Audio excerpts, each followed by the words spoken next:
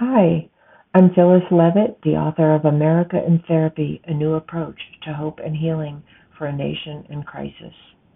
And that's my greatest desire, that we find hope and healing for our nation in the midst of crisis. And in this series, I've been sharing with you some of the blogs and newsletters that I've written in hopes that I can reach a wider audience with some of the things that I think can really help us put us back into connection with one another in a safe and kind and loving and productive way. This one is called The Eye of the Storm. During one of the most recent hurricanes, a flock of birds was seen flying in the eye of the storm. This image has stayed with me as a metaphor of how I can navigate the impending whirlwind of changes that are unfolding in America and around the world today. I wrote America in Therapy with the hope that my message of how we can use the best that psychology has to offer to restore us to love and peace could be my one small contribution to what I see as a desperately needed national and international agenda for healing the great divides that threaten all life as we know it. That is still my hope, though like many of us, I am bracing for the storm to intensify. I hope I'm wrong. But in the meantime, I'm looking for how I can stay in the eye of the storm and fly with those birds, not as an escape, but as a place to operate from, a place of centeredness in my own purpose for being. America in Therapy was and still is one expression of that purpose.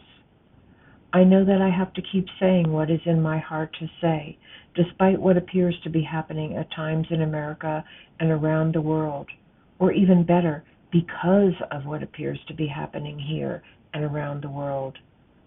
And if you are anything like me, you might also have those moments when you wonder if anything you do really matters, if it will make any difference in the end, or if it only matters to you. And maybe that's enough. Or perhaps, in the best of all possible worlds, your voice will join with my voice and another and another and another, and we will come together in some dramatic turn of events that will shatter this terrible illusion of separation. I have great hope that we will. Why? Because as a psychotherapist, I know beyond doubt that we all need love and connection as much as we need food and water. And I also know that as much as we defend against the lack of these essentials, the pain of their missing ultimately draws us to healing. I believe there is an indisputable code written in the DNA of life itself that what is living will always seek to sustain itself, to survive and thrive. That code is in every one of us. The one thing I'm sure of is that love and safe belonging have made all the difference in my own life. They saved my life. Love and safe belonging saved my life.